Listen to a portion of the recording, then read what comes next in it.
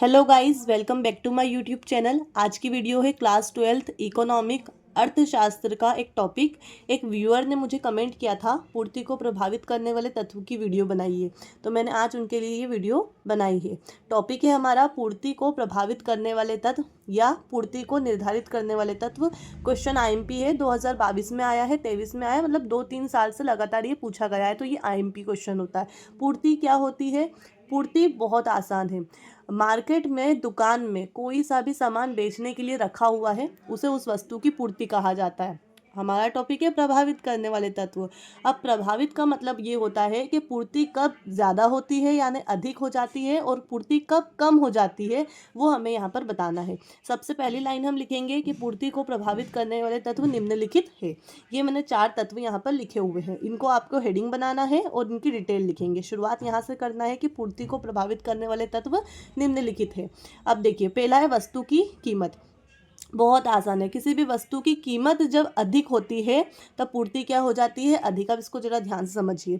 एक दुकानदार है, कोई सा भी सामान बेच रहा है, मान लीजिए कि शूज़ वगैरह बिक रहा है, तो उसकी कीमत ज़्यादा है। कीमत मार्केट में, क्योंकि उसकी डिमांड ज़्यादा होगी तो कीमत भी ज़्यादा होगी। अब कीमत ज़्यादा है तो दुकानदार के पास क्या होगा? पैसा, यानी प्रॉफिट जो होगा वो ज़्यादा आएगा, उसके पास पैसा ज़्यादा आएगा। अब वो पैसा ज़्यादा आएगा तो वो अपनी दुकान में जो माल है यानी सामान है वो ज़्यादा भरेगा, तो ऑब्वियसली पूर्ति क्या हो जाएगी? अधिक हो जाएगी। तो यही आपको टॉपिक यहाँ पर लिखना है। बहुत आसान है कि पूर्ति को प्रभावित करने वाले सबसे पहला तत्व वस्तु की कीमत है। वस्तु की कीमत अधिक होती है तो पूर्ति अधिक हो जाती है, और जस्ट इसका उल्टा कर देना है कि वस्तु की कीमत जब कम हो जाती है तो पूर्ति भी कम, क्योंकि प्रॉफिट होना कम हो जाएगा। दूसरा टॉपिक है स्थानापन्न वस्तु की कीमत। स्थानापन्न वस्तु क्या होती है? एक चीज़ की जगह पर दूसरी चीज़ जो हम यूज़ कर सकते हैं, मान लेते हैं कि शक्कर की जगह पर हम क्या यूज़ कर सकते हैं? गुड़ यूज़ कर सकते हैं, तो दोनों क्या है? स्थानापन्न। अब स्थानापन्न वस्तु की कीमत अधिक हो जाती है तो जो हम वस्तु बेच रहे हैं उसकी पूर्ति क्या हो जाती है? कम। क्यों?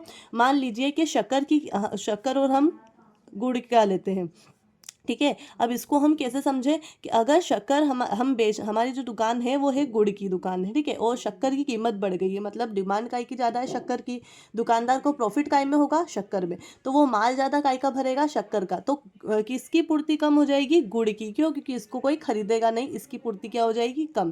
तो आपको इसको ऐसे लिखना है, स्थानापन्न वस्तु की कीमत अधिक होने से हमारी जो बिकने वाली वस्तु उसकी पूर्ति क्या हो जाती है? कम हो जाती है। तीसरा है साधन की कीमत। साधन यानी किसी चीज़ को बनाने में जो आप चीज़ें लगाते हैं, मान लेते हैं कि आप कपड़े बना रहे हैं तो उसमें जो भी जितने भी सामान लगते हैं उसकी कीमत, अगर उसकी कीमत ज़्यादा होगी तो हमारी लागत क्या हो जाएगी? ज़्यादा, यानी पैसा ज़्यादा लगना शुरू हो जाएगा उसमें बनाने में। अगर आपकी कॉस्ट ज़्यादा लग रही है, लागत ज़्यादा है, तो आपके पास प्रॉफिट कम होने लग जाएगा, तो प्रॉफिट कम होगा तो आपकी पूर्ति भी क्या हो जाएगी? कम। इसको ध्यान से लिखना कि जब उत्पादन के साधन की कीमत बढ़ जाती है तो लागत भी क्या हो जाती है? बढ़ जाती है, और पूर्ति क्या हो जाती है? कम। क्यों? क्योंकि हमें प्रॉफिट होना कम हो जाता है। मान लेते हैं कि हम क्या, एक नॉर्मली आप कोई सी एक चीज़ बना लीजिए, मान लीजिए कि कूलर का आपकी शॉप है, कूलर बना रहे हैं, तो कूलर में एक चीज़ से तो बनता नहीं, बहुत सारे पार्टिकल्स होते हैं, उसके जो ढांचा बनता है, उसकी जो मोटर होती है, अगर इनकी कीमत ज़्यादा है तो आपका एक कूलर बनाने में कॉस्ट ज़्यादा लगेगी, और कॉस्ट ज़्यादा लगेगी तो आपको पैसा ज़्यादा चाहिए, प्रॉफिट कम होगा, तो आप कूलर की जो पूर्ति है वो क्या रखेंगे? अपनी दुकान में कम रखेंगे। क्यों? क्योंकि उसको खरीदने के लिए आपको ज़्यादा पैसे चाहिए। अब नेक्स्ट है हमारा कर की नीति। कर नीति यानी सरकार जो टैक्स लगाती है। अगर सरकार किसी वस्तु पर ज़्यादा टैक्स लगा रही है, अधिक टैक्स लगा रही है, तो ऑब्वियसली आप अगर उनको टैक्स भरेंगे तो आपके पास पैसा कम आएगा, आपका प्रॉफिट कम होगा, तो आप क्या चाहेंगे कि मैं इस वस्तु को रखूँ ही क्यों, जबकि मेरे पास प्रॉफिट ही नहीं हो रहा है, तो ऑटोमेटिकली इसकी पूर्ति क्या हो जाएगी? कम हो जाएगी। तो आपको सब में यही लिखना है कि सब में यही बताना है कि कीमत अधिक होने से पूर्ति कैसी हो जाती है। मैंने यहाँ पर लिख रखा है, सबकी डिटेल आप कम से कम 4-4 लाइन के लिखना है, और ये आपका टॉपिक कंप्लीट हो गया। आई होप आपको ये क्वेश्चन समझ में आ गया होगा। अगर आपको वीडियो अच्छी लगी है तो वीडियो को लाइक करिए और अपने फ्रेंड्स के साथ शेयर करिएगा, और मेरे चैनल को अगर सब्सक्राइब नहीं करा है तो जल्दी से कर लीजिए, और ये पूरी प्लेलिस्ट बनी हुई है क्लास 12th की, उसको जाकर ज़रूर देखिएगा।